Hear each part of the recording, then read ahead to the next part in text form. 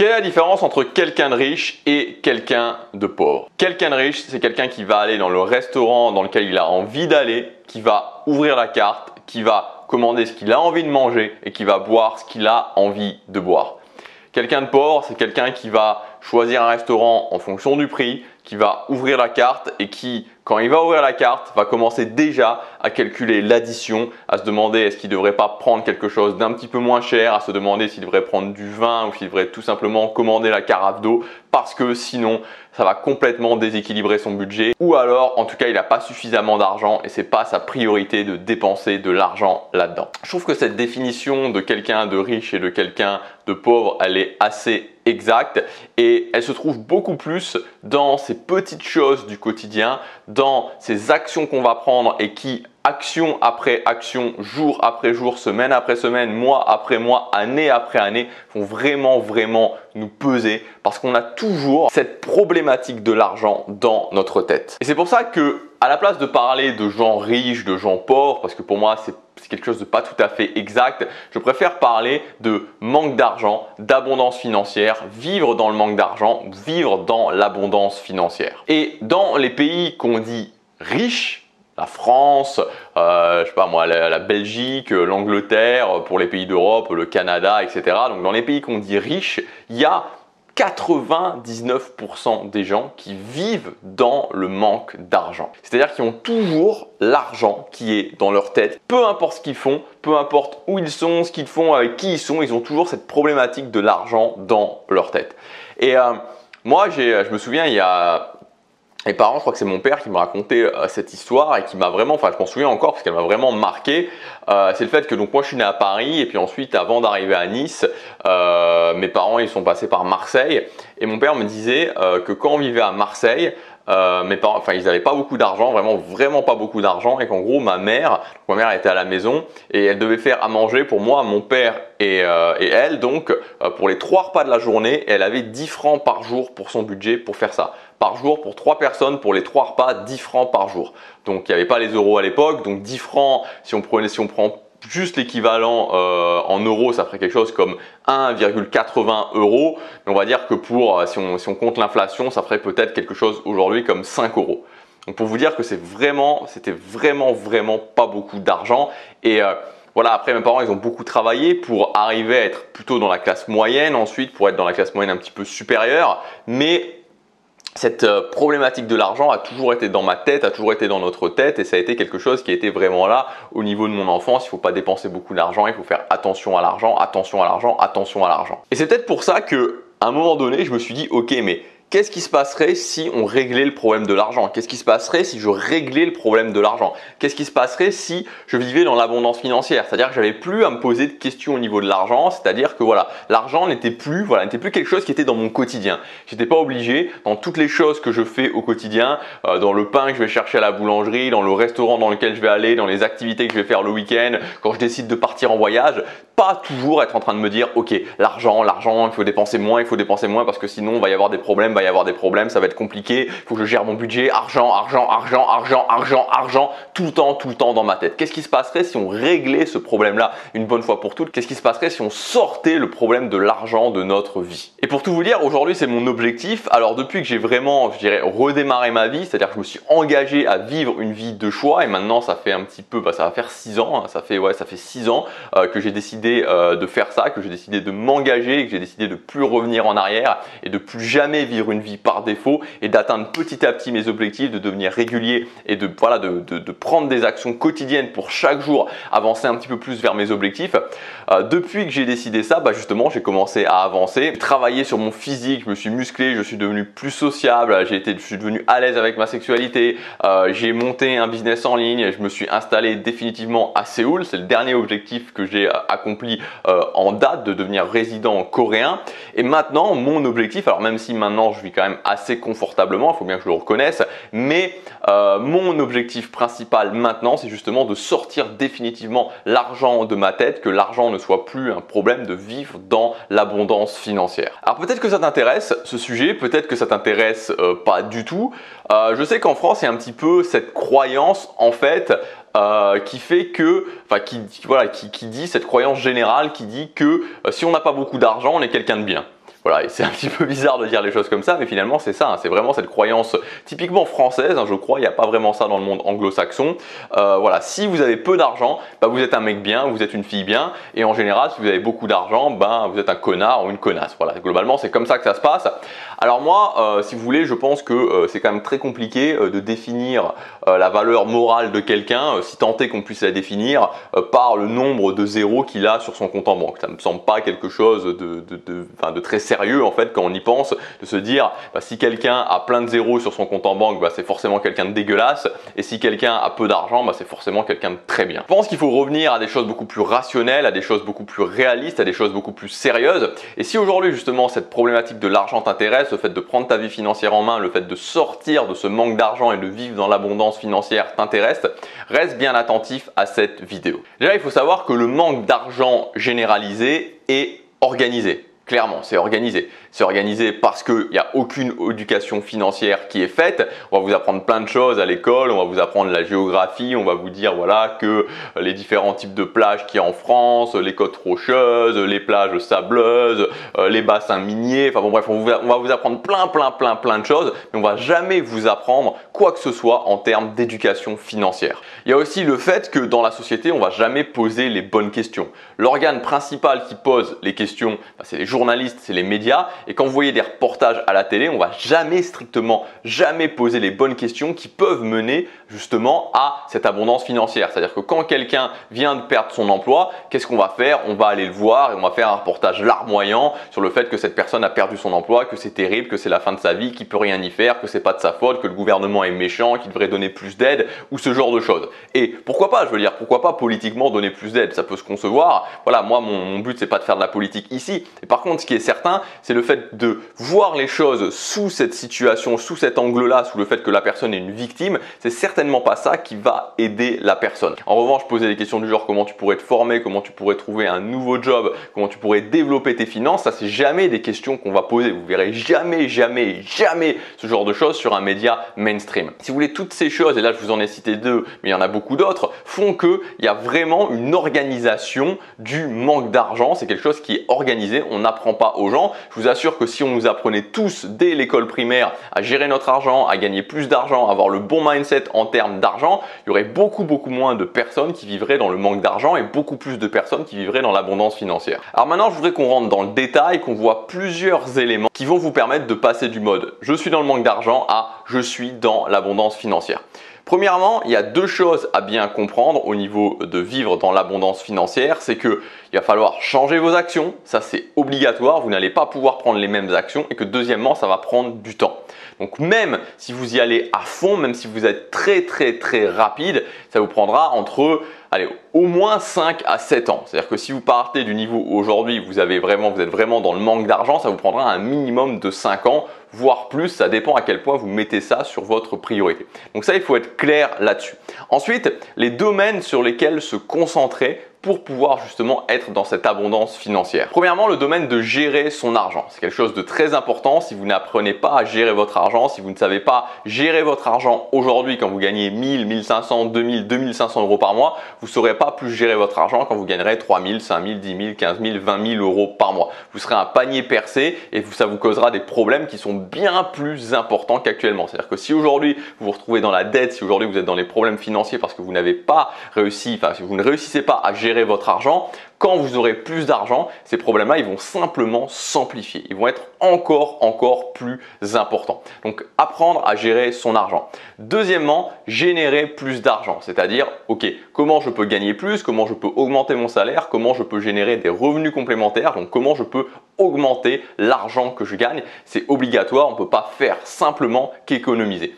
Et enfin, comment placer son argent et comment apprendre à générer des revenus passifs ou des revenus semi-passifs, c'est-à-dire des revenus qui vont tomber sans que vous fassiez beaucoup de choses. C'est-à-dire des revenus où typiquement vous allez investir l'argent que vous aurez gagné et ces revenus vont vous apporter de l'argent sans que vous ayez des actions à prendre ou en tout cas sans que vous ayez à travailler un certain nombre d'heures ou que vous ayez à gérer un business. Donc ça, c'est les trois choses sur lesquelles se concentrer. Gérer son argent, gagner plus, placer son argent et développer des revenus passifs. Et enfin, les deux étapes dans l'ordre pour arriver à cette abondance financière, ça va être premièrement l'indépendance financière. Donc l'indépendance financière, c'est quoi? C'est le fait de ne plus être dépendant d'un patron. C'est-à-dire que la plupart des gens sont dépendants d'un patron ou de clients quand ils sont entrepreneurs. Donc l'idée de l'indépendance financière, c'est de ne plus être dépendant d'une seule source de revenus. C'est de plus se dire que si demain je me fais virer ou que si demain mon entreprise coule, c'est terminé pour moi. Ça, c'est l'indépendance financière. Et ensuite, une fois que vous avez cette indépendance financière, une fois que vous avez réussi à générer plusieurs flux de revenus, vous avez l'étape de la liberté financière. Et l'étape de la liberté financière, qu'est-ce que c'est cette liberté financière? C'est le fait que mes revenus passifs dépassent mes besoins. C'est-à-dire que les revenus passifs que j'ai pu mettre en place grâce à l'argent que j'ai investi dépasse mes besoins. Donc il faut comprendre que pour cette liberté financière, évidemment, moins vous avez de besoins, c'est-à-dire que si aujourd'hui vos besoins c'est 3 000 € par mois pour vivre, ben, voilà, ça va être plus simple que si vos besoins évidemment c'est 20 000 € par mois pour vivre. D'où l'intérêt dès le départ de bien rester stable sur son niveau de vie, parce que plus vous augmentez votre niveau de vie et plus ça sera compliqué de passer toutes ces étapes, et notamment l'étape de la liberté financière.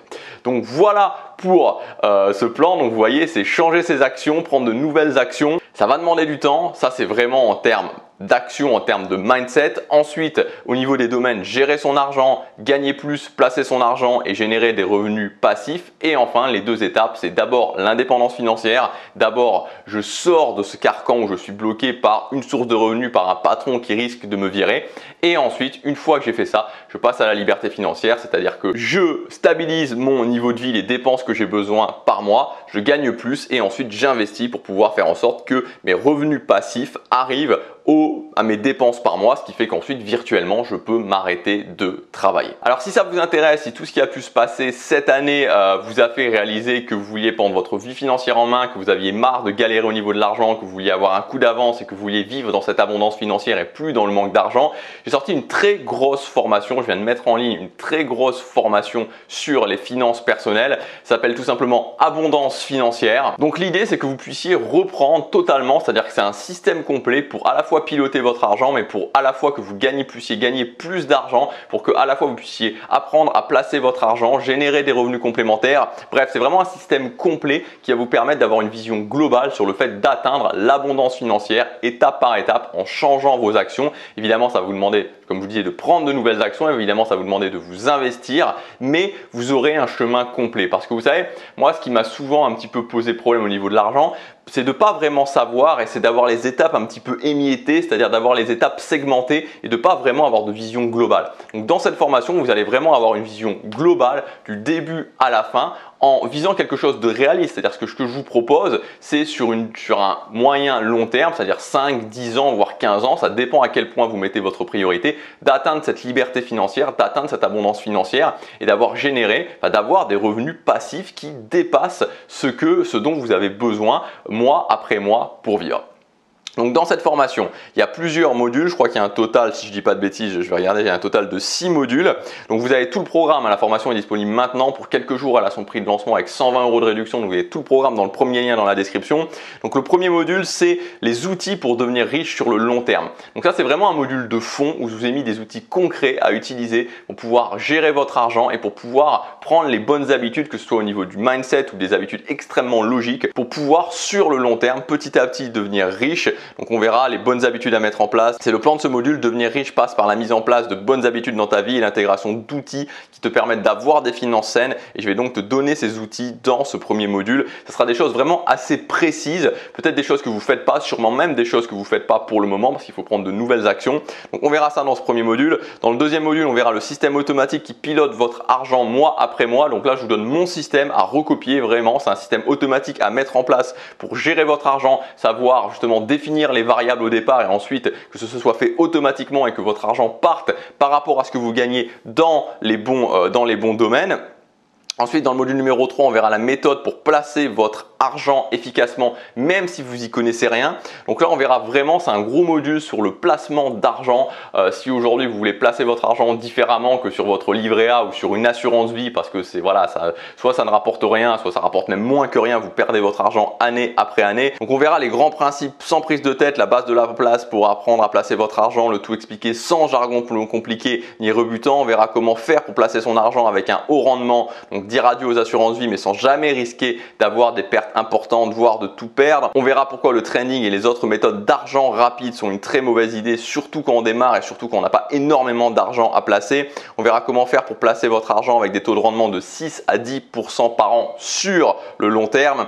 On verra le principe des portefeuilles d'investissement, on verra ce que c'est qu'un broker et celui que je vous conseille d'utiliser. On verra les meilleurs portefeuilles expliqués, on va voir aussi, on va aller un petit peu dans le détail en voyant les historiques de chacun de ces portefeuilles depuis les années 70 et pourquoi ils sont résistants aux crises et à toutes les crises qu'il y a pu y avoir, coronavirus compris.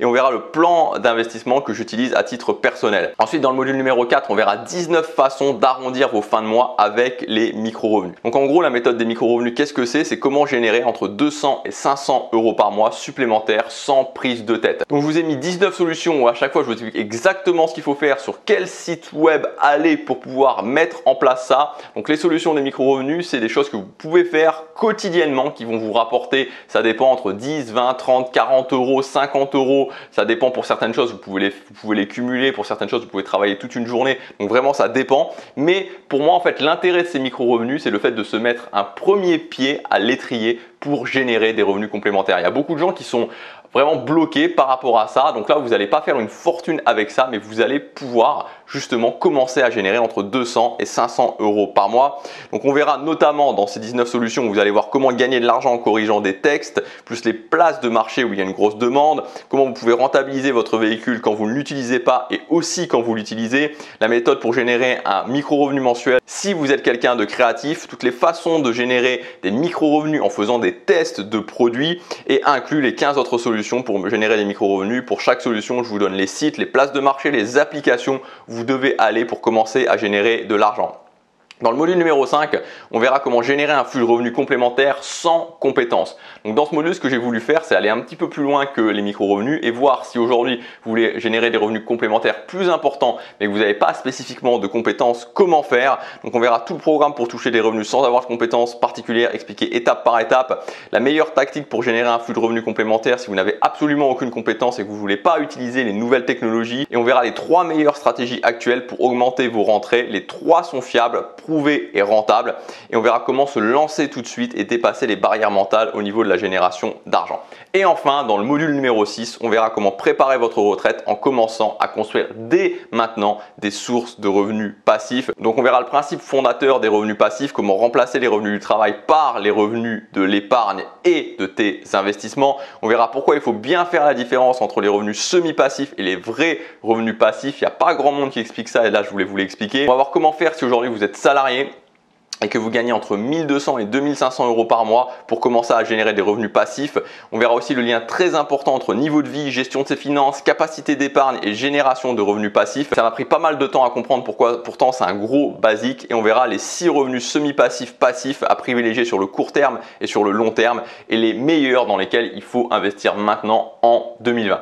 Donc voilà le programme de cette formation. Alors je vous ai pas tout donné parce que sinon la vidéo elle aurait duré 45 minutes. Si vous voulez avoir plus de détails, de toute façon tout est expliqué dans le premier lien dans la description. Cette formation, le but c'est vraiment que globalement vous ayez un plan complet pour reprendre vos finances en main. Peu importe d'où vous partez, je suis parti du postulat que vous partiez du niveau où actuellement voilà, vous êtes dans le manque d'argent, vous avez du mal à gérer votre argent, vous n'avez pas beaucoup de revenus complémentaires, voilà, concrètement financièrement actuellement vous êtes plutôt dans le manque d'argent, et vous emmener sur le moyen, sur le long terme à l'abondance financière avec un plan pour chaque. Donc j'ai vraiment découpé chaque domaine un plan d'action que vous puissiez mettre en place dès le mois prochain et dès le mois prochain avoir des résultats. Et le but c'est que cette formation, l'investissement que vous allez faire dans cette formation soit rentabilisé dès le mois prochain et même avant. Et rien qu'avec le module numéro 4, les 19 solutions de revenus complémentaires, dans une semaine, même dans 3 jours si vous voulez, vous pouvez avoir rentabilisé cette formation.